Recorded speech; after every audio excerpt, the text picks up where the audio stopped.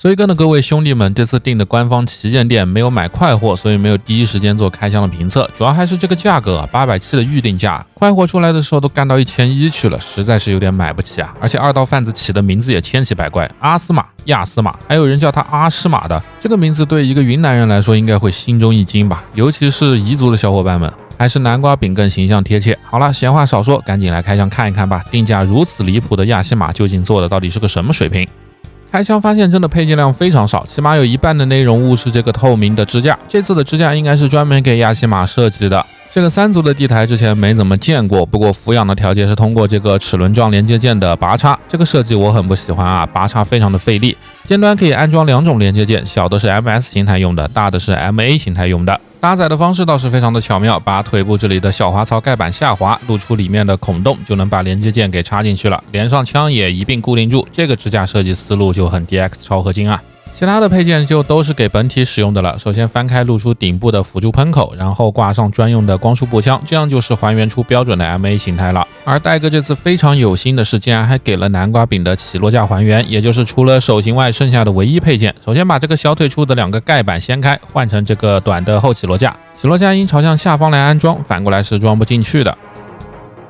而前起落架的本体在设定中应该是 MS 形态下的胸架，向下展开的起落架结构也是通过插拔替换来完成的。其实这里空间足够啊，要是前后起落架能不通过替换件，而是直接展开，那我感觉这款南瓜饼会直接封神。OK， 那么一切安装到位，下面就来近距离欣赏一下这款南瓜饼的 MA 形态吧。从开箱开始，戴哥就给南瓜饼的初始姿态定为了 MA， 其实就是在变相的告诉大家，南瓜饼其实并非可变 MS， 它的本质分类是可变 MA、TMA， 编号 NRX-044 Ashmar。是联邦军，注意不是提坦4开发的第一款真正意义上的大气圈内用可变 MA， 同时也是第一台不借助任何的辅助装置就能在大气圈内单机飞行的 MS。早在1年战争时期，疾风就有飞行老虎的尝试，但让 MS 能长距离单机飞行和 MS 这种人类造型之间本身就是矛盾的，于是变形的需求应运而生。而变形最重要的是骨架，战后联邦根据震爆吉姆的古装骨架开发而来的多环节治愈型骨架 ACF， 配合上关节磁吸附膜技术，攻克了这一难题。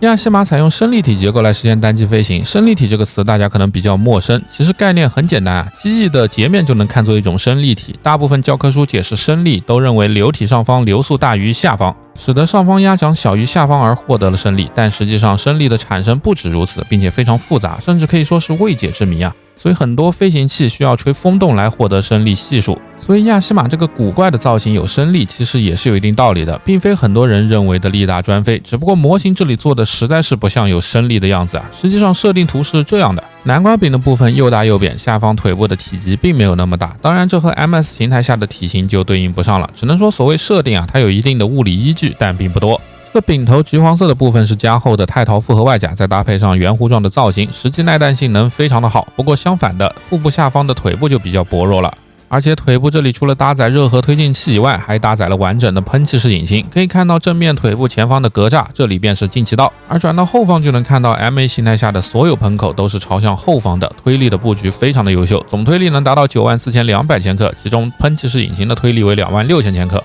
这对于一个重量63.6吨的高达世界观下的 MA 来说，能够做到长距离飞行和高空拦截，只能说南瓜饼是真的有升力。另外，亚西玛的2个脚部是可活动的矢量喷口，就和某时空要塞里的 VF 一模一样，甚至亚西玛也拥有着同款的 G 形态，而我们的戴哥更是直接把这一体变形给还原了。首先第一步还是把这2个滑槽盖板向下滑，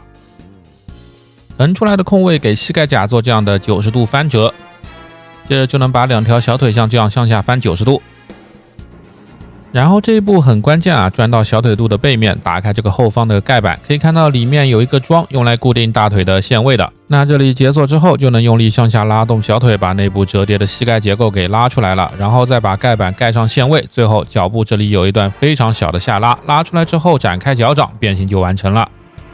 这个变形过程可以说是极简版的 G 形态，它确实做到了膝盖的反曲，但并没有给进一步的平转关节，来还原这个外八腿的标准 G 形态造型啥的。我觉得倒不是戴哥不想给啊，毕竟同比例的海馒头这技术已经很成熟了，主要还是这个造型啊，在设定中主要用于舰载的起降。而并非真的像 G 形态一样用于低空的机动，一旦弹射完成以后，腿部就会迅速的收回去，重新变为 MA 模式。只能说把舰载形态做成 G 形态，就是原爆男作为机设师的一种致敬吧。不过简洁的设计风格和变形思路，也使得万代特别容易快速跟进相关的玩具。当年的 HGUC 的南瓜柄已是神物，如今 R 魂的第一台变形机又选择了它，我真是一点也不意外，毕竟变形真的是太简单顺畅了。首先第一步，把脚向后捋直，然后连上后方的脚部，整个往前翻180度。另一个腿也是一样的，膝盖甲重新归位，下方的这个盖板也给重新拉回来，整个枪转动90度，然后向下翻折。接着把整个大脑袋给翻上来，然后把天线先翻出来，把整个头部往外拔出来解锁，把两边橘子的零件往里缩贴紧，接着就能把头给转过来了。注意后脑勺这里要往外掰出一段，解锁背部两侧的盖板锁扣，然后就能把整条手臂给弄出来了。这里要自己先调整一下，最后把肩膀跟手臂给分离开，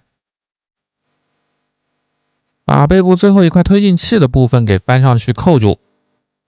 向下推两边的零件，就能把推进器喷口也推出来了。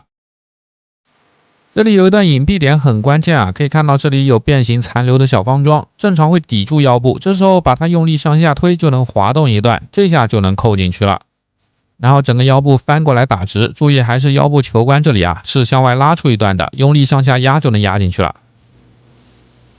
然后把两个胸甲扣进来，向内缩，这里的零件比较薄啊，注意不要用力过猛折断了。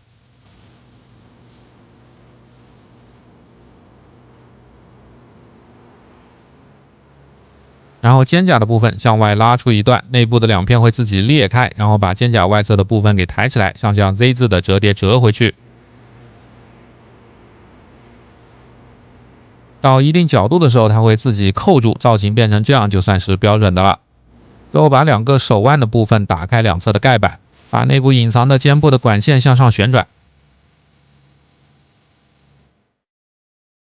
最后再把整个手腕向下翻出来，把所有转动的折叠关节给捋直，盖板就能合拢了，至此就变形完成了。不知道大家对变形后的亚西玛造型能打几分？我个人认为整体造型修的是非常还原的，但同时又非常的好看，尤其是这个很有金甲龙兽风味的体型，以及全身各处的细节造型，配合上这个流畅又简单的变形体验，不愧是敢定价870的玩具。可能有人觉得这话讲的会很舔啊，但高达系列能出这么一款东西是真心的难得，尤其配合上这次的配色，加上万代一直以来的这种半消光的塑料质感，如果不像这样凑近了去看的话，完成度真的是非常的高。我特别喜欢这些红色喷口的涂装，搭配上这个橘色外甲的质感，感觉比不少 M2 魂的那种工厂大妈上漆素质还要高，真的非常的漂亮。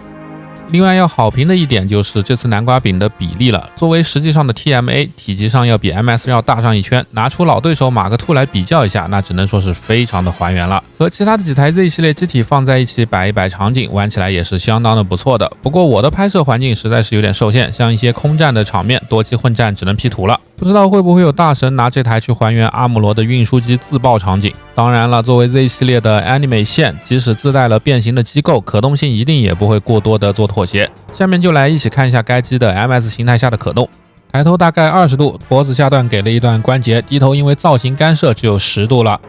左右的摆头反而有20度左右的摆幅。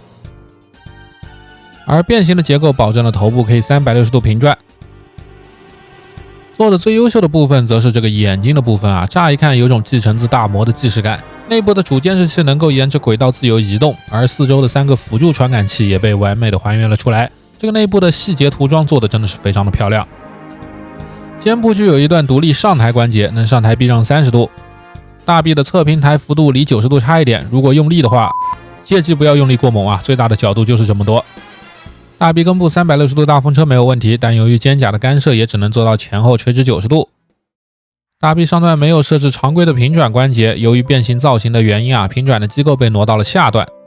同时曲轴的双段关节也被隐藏在了这里，而且戴格并没有因为变形结构在这里做妥协，180度轻松贴住肩甲，最后手腕这里也有变形机构，只不过没有增加特殊的可动，就是个长球关。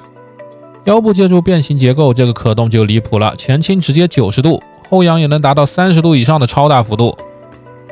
腰部的左右侧摆也有30度以上的超大范围。对于球关来说，这样的360度平转更是轻松拿捏。大腿根部可动套了一个这样的超级大球关，这里给的可动就比较的保守了，依靠球关的大腿平转只有前后不到45度。受影响最严重的应该是侧踢这个角度最多30度，比较的难受。不过倒是能向内掰，大腿后方甲片可以掀起来，没有裙甲的干涉，前踢轻松就能超过90度踢到肩部，后踢也是90度，毫无压力。同时屈膝也是尽力而为达到了120度，大小腿尽量贴合。脚部的可动比较的一般，虽然号称矢量喷口，但前后只有30度多的翻折范围。侧向的接地幅度也非常的一般，大概也就是30度左右，只能说对于一台空战机来说，接地并非必需品。脚部也能简单的做一个平转。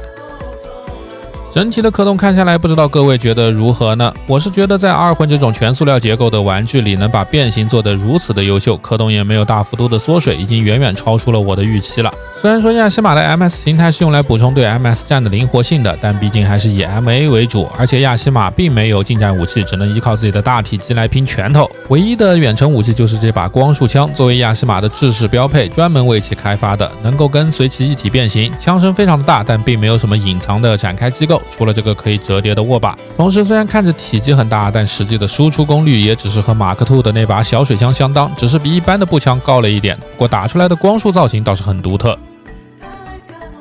好的，那么除了枪之外 ，MS 形态下仅剩的配件就是这4对替换的手型了：握拳手、握枪手、开掌手以及一对幅度小的握枪手。由于设定中它的武装也能使用联邦制式，所以特意准备了这个手型。